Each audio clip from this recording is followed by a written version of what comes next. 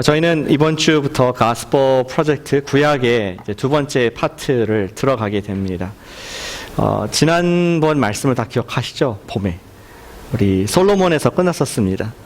구약 시대 때 하나님께서 우리 사무엘, 사울, 다윗, 솔로몬 그 나라를 이루어 가시는, 공동체를 이루어 가시는 하나님의 역사를 보았고 그 속에서 많은 교훈을 얻었었습니다.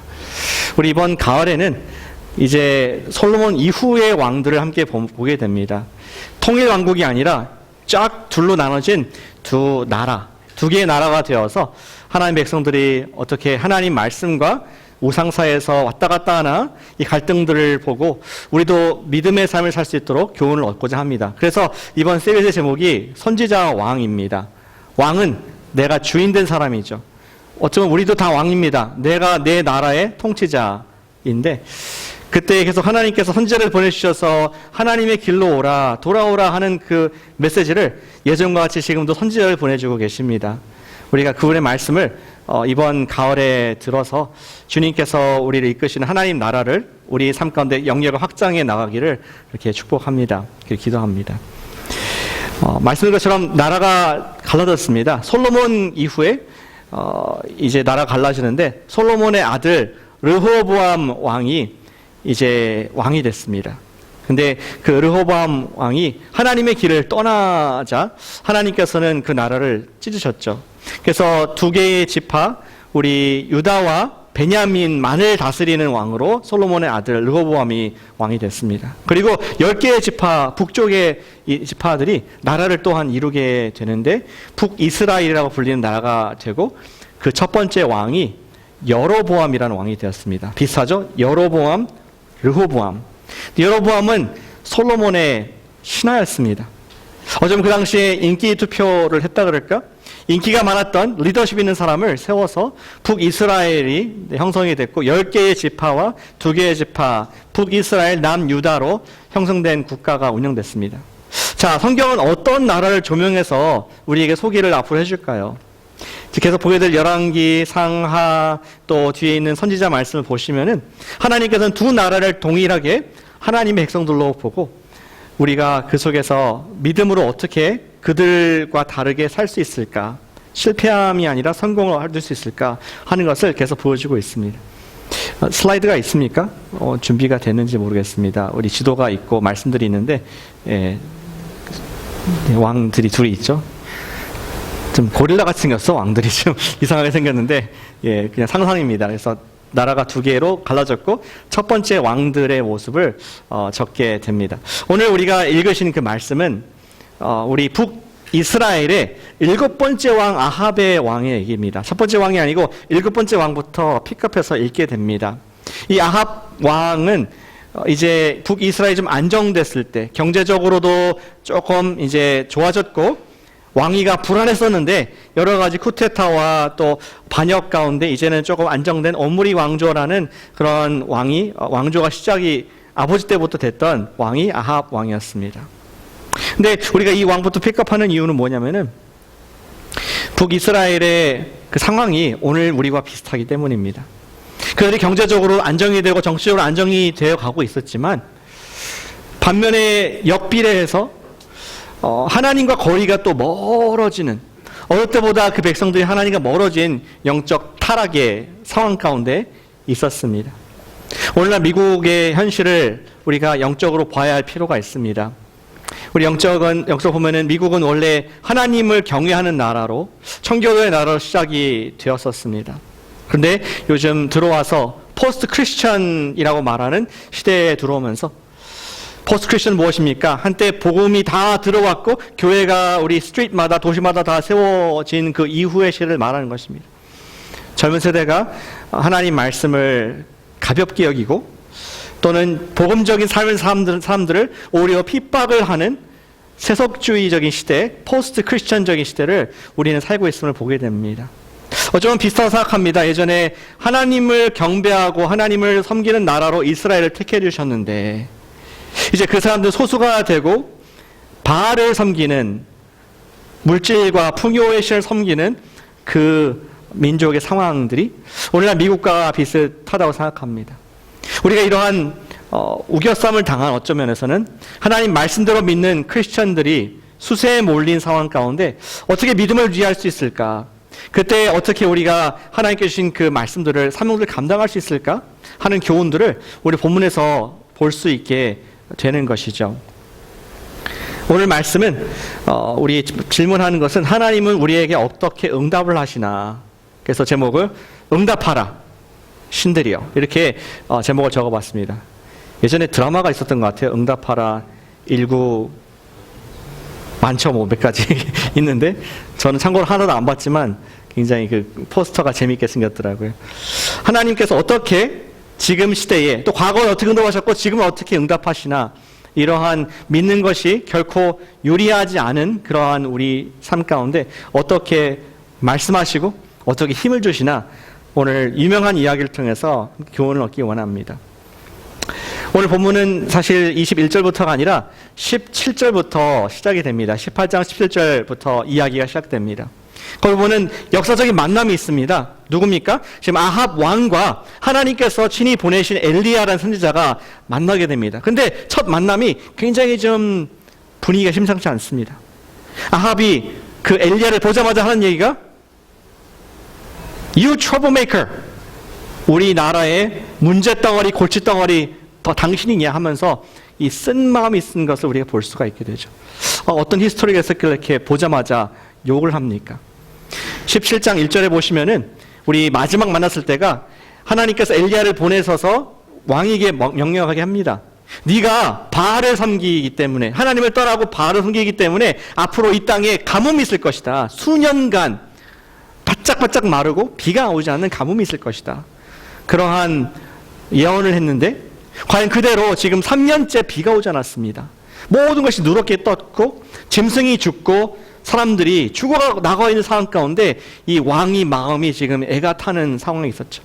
근데 그 말을 했던 장본인 엘리야가 나타나자 좋은 말이 나갔겠습니까? 하지만 엘리야는 지금 아합이 잘못 보고 있다는 것을 바로 고쳐줍니다. 아닙니다. You are the troublemaker. 당신이 하나님을 떠났기 때문에 바알을 섬기기 때문에 이 모든 것을 일으킨 거지 내가 한 것이 아닙니다.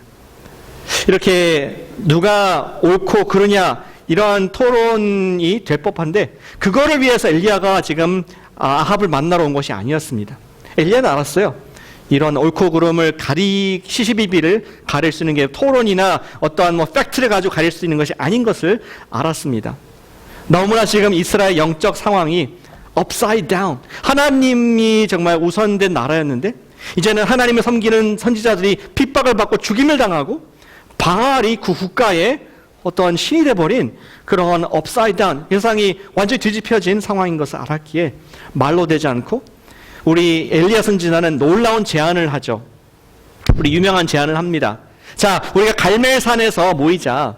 당신이 갖고 있는 우리 바알 선지자 450명을 모이게 하고 또 여신인 아세라 그 선지자를 400명 모아서 우리 갈멜산에서 대회를 하자. 우리 경합을 벌이자. 컴피티션을 하자. 그러면서 말하기를 두 개의 우리 송아지를 갖고 와서 그것을 각을 뜨고 각각 제단을 쌓아서 거기에 나무와 또 우리 제물 드릴 그 소를 얹고 하지만 우리 불을 놓지 말자. 그리고 신께 응답해달라고 우리가 구하면서 불로 응답하는 신이 우리의 참신인 것을 우리가 진짜 하나님인 것을 알 수 있게 될 것이다 하면서 그러한 제안을 하자 저쪽에서 좋다고 했습니다. 우리 선지자가 말하기를 얘기했죠. How long? 어느 때까지 둘 사이에서 머뭇하려느냐? 이스라엘의 리더십이 지금 분명하게 결정하지 않아가지고 백성들이 왔다 갔다 한다. 하나님 섬기기도 하고 어떤 사람들은 바알을 섬기기도 하고 영어로 보면은 limping between two different options. 두 개의 사이에서 발을 절뚝거리면서 이러지도 저러지도 못하는 그런 상황 말고 우리가 분명하게 한 번에 해결하자. 응답하는 신이 참된 신이다. 이러한 제안을 했습니다. 과연 엘리야는 무슨 배짱으로 그런 얘기를 했을까요? 자기는 지금 혼자 하나님의 선지자들이 다 핍박 가운데 죽었고 칼로 죽임을 당하는데 지금 850명의 선지자들 불러놓고 만약에 일이 잘못돼서 응답이 없으면은 우리 엘리야 선지자 한 명 남은 사람도 죽을 수가 있고 다 끝날 수 있는데 왜 이러한 무모한 그러한 제안을 했습니까? 위험한 상황을 만들었습니까? 과연 응답이 될까요? 말대로 이제 바알의 선지자들이 모이기 시작했죠. 그리고 우리 엘리야가 먼저 얘기합니다. You go first. 아침부터 점심때까지, 저녁 때까지 그들은 열심히 제사 준비를 합니다. 말한 것처럼 송아지를 잡아서 자르고 나무를 올려놓고 그 다음에 그들이 할 수 있는 모든 종교의식을 동원해서 음악 소리, 노래 소리, 여러 가지 악기 소리를 동원해서 북소리 이런 것들을 동원해서 막 열심히 오전 내내 제사를 드리려고 합니다. 근데 아무런 응답이 없었다. 아무런 그 이외의 소리가 없었다는 것을 성경이 강조를 하죠. 저것 정도 되니까 엘리야가 이제 놀리기 시작합니다. 신 맞다며? 신이 혹시 묵상하고 있는지 아니면은 어디 외출 중인지 잠자고 있는지 하면서 더 열심히 해봐라.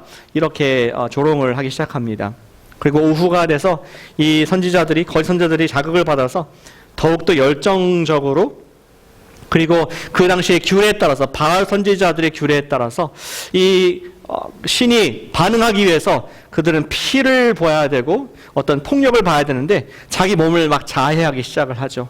칼을 가지고 피를 흘리고 창으로 찔러서 상처를 내고 철철 피를 흘리면서 더욱더 크게 응답하소서 오 바알이여 하면서 그들은 미친 듯이 이러한 제사를 드리는 모습을 성경은 기록을 해주고 있습니다. 그러한 열정적인 모습과 대조적으로 29절에 보시길 바랍니다. 이렇게 성경 기록하고 있습니다. 아무 소리도 없고 응답하는 자나 돌아보는 자가 아무도 없었다. No, no, no. 응답할 수 없는 신인 것을 강조해서 보여주고 있습니다. 근데 문제가 보입니다. 이제 엘리야의 차례가 됐는데 문제가 있습니다. 뭐냐면은 they used up all the time. 아침부터 점심 그리고 이제 오후 늦지막까지 열심히 했는데 이제 엘리야가 숫자도 한 명밖에 없지만 시간도 해가 질 때가 얼마 남지 않았습니다. 오후 늦게 이제 자기의 차례가 되었습니다.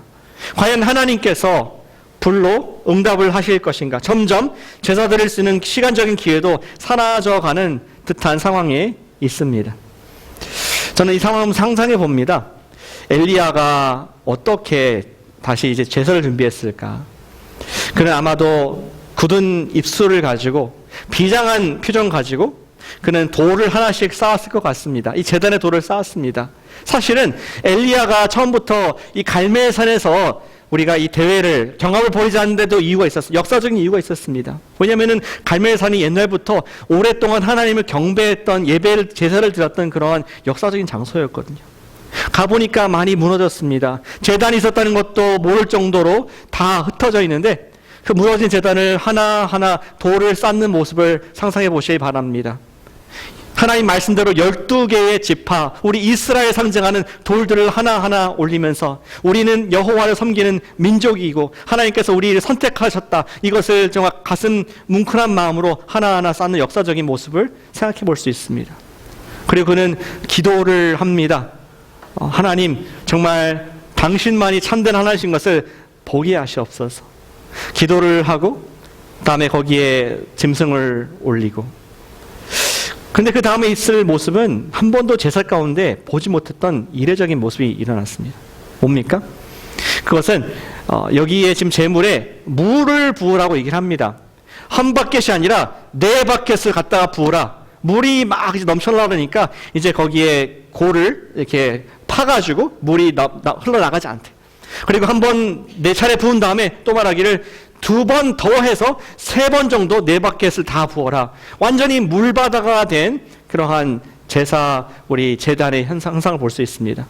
아니 지금 물이 이게 귀한데 뭐 이렇게 물을 낭비하고 오버하나 사람이 생각할지 모르겠습니다. 그러나 엘리야는 마음속에 정말 이것이 자연현상이 아니라 앞으로 당신이 보게 될 것이 자연현상이 아니라 하나님께서만 하셨다는 것을 보이기 원하는 마음으로 이 제단을 준비하는 모습을 볼 수가 있습니다.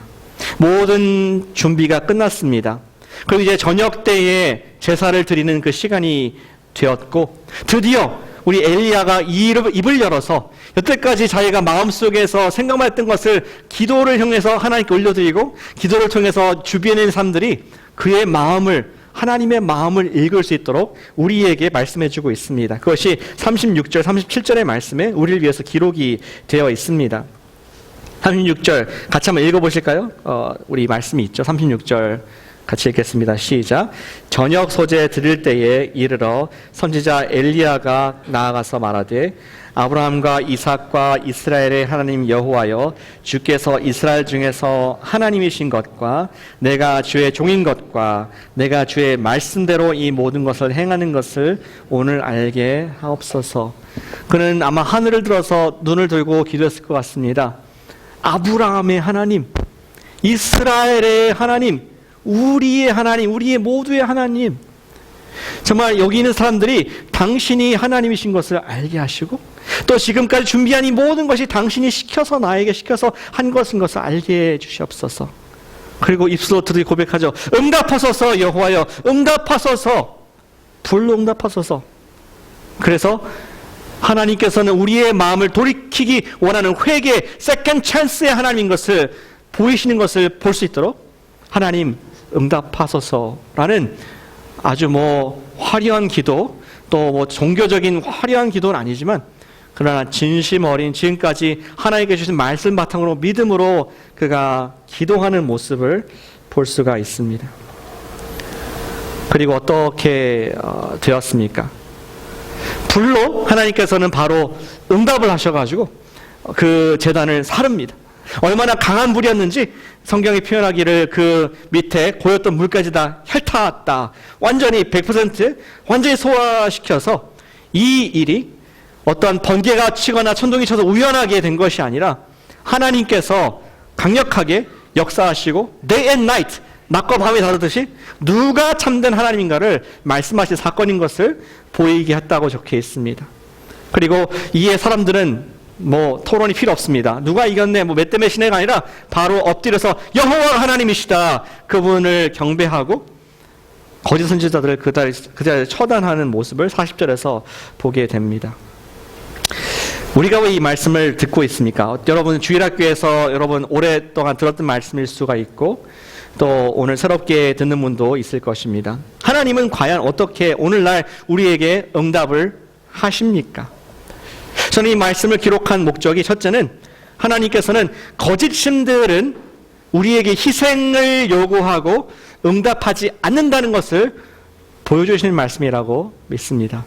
거짓 신들은 우리에게 더 많은 희생을 요구하면서 응답을 주지 못하는 것이 거짓 신인 것을 주님께서 말씀을 통해서 보여주고 계십니다. 혹시 여러분들 거짓 신을 섬기는 분 계십니까? 우상, 집에서 솔직히 내가 아마존에서 부처상 하나 샀다. 그래서 아침마다 한마다 내가 1000배를 하고 1000배까지 못하겠지만 절을 한다. 아마 그런 분은 안 계실 것 같아요. 우리 거짓 우상이 뭘까요? 우리에게 거짓 우상. 물론 1차적으로는 보이는 바알 같은 이 뿔 형상 가진 그런 사람의 모양의 석상이나 목상을 될 수도 있겠지만 그러나 또 다른 의미에서 우리 우상을 어떤 목사님께서 이렇게 정의를 해줬습니다. 거짓신이라는 것은 내 자신의 존재의 의미와 내 자신의 가치의 출처로 삼고자 하는 그 어떠한 것도 거짓신이 될 수 있다라고 말을 합니다. 다시 한번 말씀드리겠습니다. 내 존재의 가치와 내 존재의 어떠한 의미를 어떤 물건에 두었을 때 내 몸값이죠. 나의 아이덴티티입니다. 그런 것들이 우리가 하나님이 아니라 어떠한 물건에 두었을 때 그것이 거짓신이다. 이러한 정의를 명쾌하게 해주었습니다. 다시 말해서 나의 정체성과 관계되어서 내가 자신 있어 하는 것, 나에게 자랑이 되는 것, 나에게 나의 가치를 높여주는 그것이 우상일 수가 있습니다. 우리의 가치와 우리의 인생의 의미는 이 세상에 어떤 다른 것도 될 수 없고 오직 하나님 아버지로부터만 나와야 되는데 피조물 중에서 우리가 볼 수 있는 것, 내가 만질 수 있는 것, 거기에서 어떤 가치와 내 존재의 의미를 찾는다면 그것이 우상화가 된다는 말을 하고 있는 것입니다. 운동선수에게는 우상이 있을까요? 우상이 있을 수가 있습니다. 평소에 잘 가꾸는 그러한 몸, 건강이 나의 커리어의 우상일 수가 있습니다. 또 영화 배우는 그의 의지하는 자기 얼굴과 미모, 몸매가 자기의 우상이 될 수도 있습니다. 연구하는 사람들에게는 출중한 어떤 학회지에 연재된 또는 올라간 에세이, 아티클, 어떤 그러한 논문이 또 우상이 될 수도 있을 것입니다. 또 어떤 사람에게는 자기가 다니는 직장이 그런 자랑스러운 우상이 될 수가 있고, 어떤 사람에게는 내가 나온 좋은 명예로운 학교가 또 그런 우상이 될 수도 있을 것입니다. 이런 것들이 자체가 나쁜 것이 아닙니다. 필요한 것이죠. 우리 삶 속에 업적도 필요하고 직업도 필요하고 학벌도 필요하고 어떠한 성공이 필요합니다. 이거 자체가 어떤 나쁜 것, 악한 것이라고 말씀을 드리는 것은 아닙니다. 만약에 다 악하다면 우리는 빨리 그냥 세상을 떠나야겠죠. 세상에 보이는 것은 떠나야 됩니다. 그런 의미가 아니라 그러한 나한테 중요한 것들이 내 스스로의 몸값을 올리고 나의 자아와 나의 인격을 형성하는 근본이 된다면은 그것은 우리가 그것을 우상화하고 있을 수가 있습니다. 아합에게 당신의 우상이 무엇입니까? 묻는다면은 어떻게 대답하겠습니까? 여러분 생각할 때 그 진짜 마음의 우상이 바알이다라고 생각할지 모르겠지만 저는 좀 다르게 생각합니다. 우리 표면적으로 보이는 이야기 아합이 하나님보다 더 바알을 우선시하는 것처럼 보이지만 더 깊은 우상이 있었습니다. 아합의 우상은 바로 자기 나라의 안정이 우상이었습니다. 왜 우리 아합이 하나님을 버리고 바알을 처음부터 택했을까요? 우리 그 전에 17장 말씀을 보시면은 16장 말씀 보시면은 아합이 처음에 통치할 때, 처음에 왕이 됐을 때 그가 결혼한 이야기가 나옵니다. 16장 31절, 33절까지 말씀인데 한번 같이 읽어보시죠. 화면에 있을 것 같은데 같이 세 구절이니까 같이 읽어보겠습니다. 시작. 아합은 느밧의 아들 여로보암의 죄를 따라 행하는 것을 오히려 가볍게 여기며 시돈 사람의 왕 엣바알의 딸 이세벨을 아내로 삼고 가서 바알을 섬겨 예배하고 사마리아에 건축한 바알의 신전 앞에 바알을 위하여 제단을 쌓으며 또 아세라상을 만들었으니 그는 그 이전에 이스라엘의 모든 왕보다 심히 이스라엘 하나님 여호와를 노하시게 하였더라.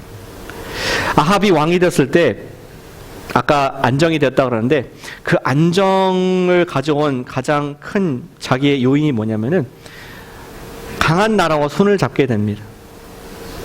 북쪽에 있는 시돈이라고 하는 옛날에 우리 세계사 시간에서는 페니시아라고도 불리는 우리 seafaring people, seagoing people, 무역을 통해서 많은 부와 또 군세를 갖고 있는 이 페니시아, 시돈 사람들과 손을 잡습니다. 그리고 시돈의 왕 엣바알, 이름도 바알이네요, 그렇죠? 이름에 바알이라는 이름이 있습니다. 엣바알의 딸과 정략 결혼을 하게 됩니다. 이세벨. 그러니까 당연히 이세벨은 엣바알, 자기 아빠의 우리 신인 바알, 그 우리 민족의 신인 바알을 가지고 들어갈 수가 없죠. 우리 아합이 쉽게 하나님을 신을 바꾼 것은 그가 사실은 뭐 바알이 더 좋아서 그가 더 뭐 훌륭한 신학이 있고 뭐 훌륭한 가르침이 있어서가 아니라 그 나라의 안정을 위해서 그 우리 시돈의 부와 정치적인 정략을 위해서 그 바알을 섬기는 나라로 쉽게 모양을 바꾼 것 뿐이었습니다. 아합이 겉으로는 바알을 섬긴 것 같지만 그 더 깊은 우상에서는 자기의 안정, 나라의 안정이라는 더 큰 우상을 갖고 있었던 것이죠. 그 우상은 하나님보다 더 중요했습니다. 자기의 가치와 아이덴티티, 내가 나중에 역사가 기록될 때 훌륭한 왕이 남고 싶다. 내가 이 나라 안정시키고 우리 수도인 사마리아를 튼튼하게 한 그 왕으로 인정받고 싶은 마음에 그는 어떠한 도구라도 바알이라도 기꺼이 취했던 모습을 우리는 주목해 보기를 바랍니다. 이러한 악한 상황 가운데 하나님께서는 간섭하실 수밖에 없었습니다. 그리고 이제 하나님께서 간섭은 무엇입니까? 지금 아합이 의지하는 바알이 거짓 신임을 만천하에 드러나는 그러한 하나님의 간섭하심이 오늘 이야기의 핵심인 것이었죠. 우상은 참으로 우리 삶 가운데, 저와 여러분의 삶 가운데 교묘하게 들어와 있다고 생각합니다. 아까 말씀드린 것처럼 여러분들이 뭐 우상 딴지를 놓고 경배하는 분은 저는 없을 거라고 그렇게 믿습니다. 미국에도 별로 없을 겁니다. 그런데 우리의 마음속 깊이 잘 살펴본 우상들이 있더라고요. 저도 몇 년 전에 기도를 하면서 성령님께서 제 마음속에 우상이 있는 것을 보여주셔서 깜짝 놀랐습니다. 저의 마음속의 우상은 무엇이냐? 이상하게 들릴지 모르지만 제 마음속의 우상은 설교였습니다. 탁월한 설교. 그것이 저한테 중요한 것이었습니다. 물론 설교를 잘해야 영혼들에게 복음을 증거하고 또 하나님의 믿음을 가질 수 있도록 격려하는 것이, 그것이 결국 잘못된 것이 아니고 너무나 중요한 일입니다. 저는 나쁜 것이 아닙니다. 그런데 언젠가 제 마음을 돌아가 보니까 제가 유학하기 전에 한국에서 신학교에 있을 때 그런 야망이 있었던 것 같습니다. 내가 정말 열심히 준비해서 next 빌리그램이 되겠다. 그 당시에 빌리그램 살아계셨거든요. 수천 명, 수만 명에게 복음을 증거하고 정말 영향을 미치는 그런 next 빌리그램이 되겠다. 그 정도는 꿈을 꿔야 되지 않겠습니까? 신학생이. 허탄한 꿈인데 어쨌든 그런 마음의 각오로 유학을 와서 설교를 공부하고 훌륭한 선교 목사님들을 다 듣고 따라하고 또 배우고 학위를 받고 이러면서 점점 설교를 잘하는 목사가 될 줄로 알았습니다. 근데 제가 우상으로 발견한 그 이유가 뭐냐면은 제가 설교하고 나서 사람들의 반응에 민감하게 반응해서 보게 됐습니다. 목사 오늘 설교가 좋았어요. 그러면은 왠지 좀 우쭐대고, 반응이 없으면은 낙심이 되고, 왜 내가 사람들의 반응에 왔다 갔다 할까? 내가 누구인가? 나는 하나님께서 보내신 하나님 말씀을 전하는 메신저일 뿐인데 왜 내 스킬에 의해서 내 마음이 왔다 갔다 흘러가는가? 아, 이것이 우상이구나. 내가 소중하게 생각하고 내 가치의 어떤 근원이 되는 나의 실력을 증명하는 어떠한 그런 우상이 되었구나 하는 것을 성령님께서 조명해 주시고 가슴 깊이 회개하는 그런 시간을 갖게 되었습니다. 그리고 더욱더 설교를 잘할수록, 노력할수록 피곤해지고 더욱 불안해지는 모습을 또 회개하는 그런 시간도 가졌던 것을 기억을 합니다. 우리의 가치를 높여주고 우리에게 안정감을 줄 수 있다고 착각하는 바로 그 한 가지가, 그것이 우리의 거짓신이고 우상이라는 것이죠. 그 거짓신들은 우리에게 진정한 답을 주지 못합니다. 더 많은 희생과 더 많은 노력을 요구하지만 그것들이 우리의 기도를 들어주거나 우리에게 사랑을 부어주거나 우리의 진정한 가치를 높여주는 것이 아닙니다. There's always somebody better than you. 그러한 게임을 우리가 할 수는 없습니다. 우상은 계속 우리가 더 많은 희생과 헌신과 피를 흘리게 만들 뿐 no response, 대답이 없는 것이 바로 우상인 것을 오늘 엘리야 이야기가 우리에게 낱낱이 보여주고 있습니다. 사랑하는 여러분, 제가 이런 제안을 드리길 원합니다. 오늘 꼭 아니더라도 이번 주에 여러분들이 좀 진지하게 하나님과의 시간을 가지시면서 여러분들 성령님께 기도하시길 원합니다. 성령 인도를 받으시길 원합니다. 성령님, 제 마음속에 혹시 숨겨둔 우상 덩어리가 있습니까? 내가 부지불식간 알지 못했지만 내가 은근히 자랑하고 기뻐하고 누군가 그것을 언급하면은 마음이 기쁨이 있고 몰라주면은 섭섭한, 혹시 그러한 나의 근원적인 나의 힘을 주는 트로피와 같은 나의 그러한 우상이 있습니까? 주로 여러분들이 잘하는, 여러분들이 좋아하는 그것이 우상일 수가 있습니다. 동시에 그것이 여러분들을 피곤하게 만들고 더 많은 희생을 요구하는 그런 것이 있을 수가 있다는 것입니다. 우리에게 생명을 주지 못하고 답을 주지 못하는 우상을 보여달라고 기도하는 우리가 되기를 소원합니다. 하나님께서는 어떻게 그분의 응답을 주십니까? 거짓 신들을 보여주시면서 응답을 하십니다. 두 번째, 하나님께서는 어떻게 응답하십니까? 하나님께서는 자기 스스로를 희생하시면서 우리에게 응답을 하십니다. 같이 한번 따라해 주시면 감사하겠습니다. 하나님은 아들을 희생하면서 응답하셨다. 네, 제가 과거로 바꿨습니다. 하나님께서는 이미 응답을 하셨습니다. 오늘 이야기에서 보여주시는 교훈은 이 세상의 모든 우상들은 응답을 못하는 벙어리 가짜 신이지만 우리 주님께서는 우리를 사랑하시고 우리의 인생에 정확한 답을 주시는 확실한 답을 주시는 하나님이시라는 그러한 선포입니다. 엘리야 선지자가 하나님의 약속을 기억했던 제단을 다시 돌아가 보시길 바랍니다. 그는 다른 파운데이션이 아니라 하나님께서 우리 이스라엘을 부르셨지 말씀의 약속의 제단을 다시 한번 쌓았습니다. 그리고 그 제단을 쌓으면서 오랫동안 올려지지 않은 기도의 단을 거기 또 쌓게 되었습니다. 여러 번 물까지 부어서 확실하게 우연이 아니라는 것을 증명하고자 했던 것이죠. 드디어 하나님께서 불로 응답하셨을 때, 자신을 드러내셨을 때 자기뿐만 아니라 모든 사람들이 북이스라엘 전체가 하나님이신 것을 알게 되었다는 것을 다시 한번 상기해 보기를 원합니다.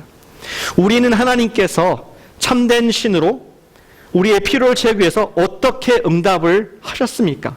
구약 때는 이렇게 응답하셨는데 우리에게는 어떻게 그분이 진짜 이 모든 신들 위에 모든 가짜 위에 오직 한 분 진실한 분인 것을 어떻게 응답을 받았냐는 것입니다. 그것은 구약을 넘어서 신약으로 넘어가게 되면은 하나님께서 우리의 진정한 필요는 죄로부터의 구원인 것을 보게 하십니다. 우리가 영적인 가뭄이 우리 모든 마음속에 있어서 타들어갈 때 타들어갔으며 우리 인생에 답이 없고 먹을 양식이 없는 언젠가는 영원한 죽음을 맞이하게 될 그러한 죄인인 것을 보여주셨습니다. 우리가 죄인이기 때문에 서로 으르렁거리며 싸우며 언젠가는 영원의 형벌에 처해진다는 것을, 그것이 바로 우리 영혼의 필요인 것을 말씀해 주고 있습니다. 우리가 아직 죄인 됐을 때에 하나님께서 우리에게 더 많은 희생과 더 많은 순종, 더 많은 기도를 해라가 아니라 하나님께서 친히 희생하셔서 세상의 거짓 신들과 다르게 그분 자신의 아들을 십자가라는 사형틀에서 희생을 하시면서 그분의 피를 흘리게 하시며 그것으로 우리의 모든 죄를 단번에 완전히 영원히 용서하신 줄로 믿습니다. 그리고 그 예수님을 십자가에서 부활시키셔서 3년에 부활시켜서 그 죽음이 단순히 어떤 이스라엘에서 2000년의 청년의 죽음이 아니라 하나님의 아들이시다, 부활하셨다, 그분이 말씀하신 그것들 다 이루셨다는 것을 부활로 보여주실 말미암아, 부활로 보여주시고 역사하실 말미암아 이분이 참된 우리가 섬길 하나님이신 것을 보게 하신 줄로 믿습니다. 우리 엘리야 집사 때는 불로 오셨지만 히브리서 1장에 보니까 이 마지막 말세 때는 아들을 통해서 말씀하셔서 그분이 하나님이신 것을 모든 천하의 모든 민족의 모든 나라들에게 선포하신 것을 우리는 보고 있는 것이죠. 그리고 이제 우리가 이 놀라운 하나님의 선물을 의지하여 예수님을 하나님의 아들로 신뢰할 때에 그곳에서 우리의 참된 가치와 그곳에서 우리의 참된 신분이 생기는 줄로 믿으시길 바랍니다. 어떠한 세상에 내 인정, 나를 평가받고 리뷰가 좋고 또 업적이 많아서 내가 그래서 우쭐대고 이렇게 하는 그것을 섬기는 거짓신을 섬기는 자가 아니라 우리를 영원히 사랑하셔서 너무나 사랑하셔서 그 아들을 다 희생하시고 우리를 맞바꾸신 우리의 얼마나 가치 있습니까? 아들을 주고 샀으면 우리에게 값이 얼마입니까? 우리 몸값은 하나님의 아들 값입니다. 이런 엄청난 하나님께서 주시는 가치관, 아이덴티티가 있을 때에 우리는 부러울 것이 전혀 없는 줄로 믿습니다. 우리 지난주에 박완전 선교사님부터 말씀하신 구절인데요. 우리 로마서 8장 15절 16절 말씀을 같이 한번 읽어보겠습니다. 로마서 8장 15절 16절 시작. 너희는 다시 무서워하는 종의 영을 받지 아니하고 양자의 영을 받았으므로 우리가 아빠 아버지라고 부르짖느니라. 성령이 친히 우리의 영과 더불어 우리가 하나님의 자녀인 것을 증언하신다. 우리가 세상의 거짓 신을 두려워하며 섬기는 다시는 그런 생활이 아니라 이제는 그분을 참된 하나님을 아빠 아버지, 아바 파더, 우리의 가까운 그런 가족으로 섬길 수가 있고 그분에게는 성령께서 함께 하셔서 하나님의 아들과 딸인 것을 증언케 하신다. 이것이 저와 여러분들의 가치와 우리의 신분인 줄로 믿습니다. 제가 우습게 보이십니까? 설교를 좀 못하네 오늘은. 설교를 좀 하네. I don't care. 여러분들이 어떻게 생각하는 상관없습니다. 왜냐고요? 이렇게 저는 생각합니다. 이래봬도 제가 하나님의 메신저이다. 어떤 사람들의 평가, 뭐 어떤 다른 설교자와 기준 비교해서 상대 평가가 아니라 나는 하나님께서 인정하신 I have nothing to prove. 이미 하나님께서 나를 예수님의 값으로 사주셨고 그분의 사명자로 부르셨기 때문에 저는 만족한 줄 믿습니다. I have nothing to prove. 제가 이래봬도 하나님의 사람입니다. 여러분도 같은 고백을 하시길 바랍니다. 내가 이래봬도 하나님의 딸이다. 내가 이래봬도 하나님의 아들이다. 내가 뭘 더 증명할 필요가 있냐? 회사에서 내가 뭘, 내가 사회에서 뭘, 내가 가족들, 내가 친구들한테 뭘 증명할 것이냐? 이보다 더 귀한 나의 종기가 어딨냐? 우리가 주님을 섬기는 참된 하나님을, 부활하신 예수를 섬기는 자가 될 때 우리의 깊은 정체성은 주님께 있을 줄로 믿으시기 바랍니다.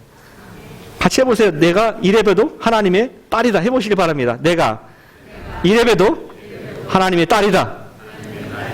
내가 이래봬도 하나님의 아들이다. 그냥 제가 시키니까 하는 것 같아요. 저한테 하지 마시고 원수 거짓신에게 하시기 바랍니다. 내가 이래봬도 하나님의 아들이다. 네가 뭔데 나한테 희생을 요구하고 네가 뭔데 나의 아이덴티티를 디파인 하려고 내 가치를 추정할 수 있냐? 할 수 없다. 나는 예수님의 가치다. 그러한 당당함으로 그러한 참된 우리 예수님을 주인으로 섬김으로 말미암아 우리의 삶 가운데 주님의 권세가 부활하신 예수님의 능력이 함께 하시길 예수님의 이름으로 축복하고 축복합니다. 기도하겠습니다.